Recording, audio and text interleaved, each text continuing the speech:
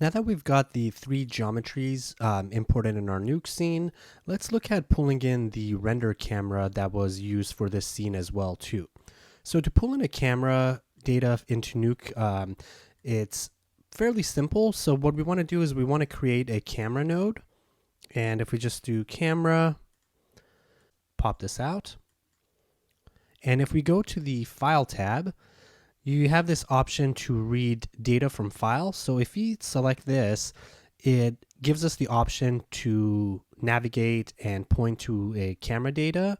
And the camera data is an FBX format. So in this case, we're just going to say file, and let me browse to the camera.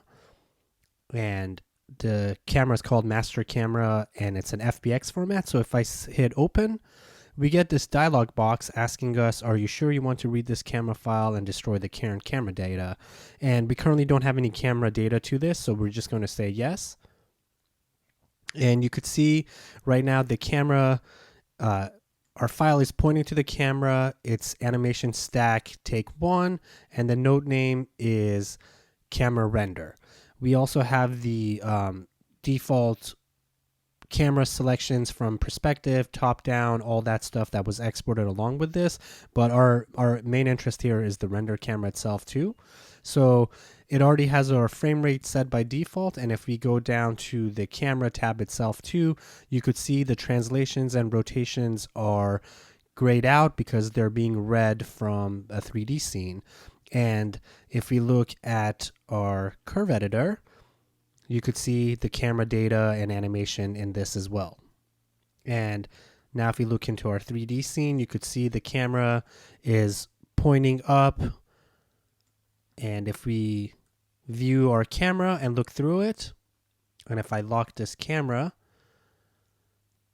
this is going to match our renders that we have.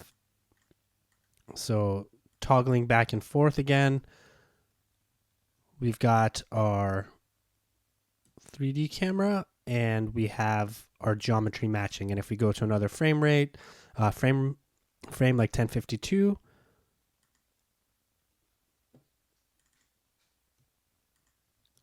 and you could see we're lining up.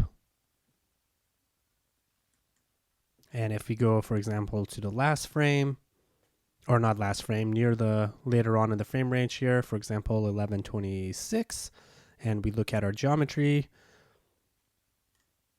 we've got matching geometry to our 3D renders. So it's very handy to be able to pull in all this geometry and have access to the camera in Nuke along with the geometry. So reading geometry, reading cameras into Nuke is fairly easy. You just want to make sure you go to the File tab and read from File, and you have the camera. So now we could rename our camera for clarity, like render camera, just so we know what we're dealing with downstream. So we could combine our geometry. Now we could combine our geometry with our camera as well too, and now we have everything living in Nuke's 3D scene. And in the upcoming videos, we will be working with the camera and geometry to do some more advanced things.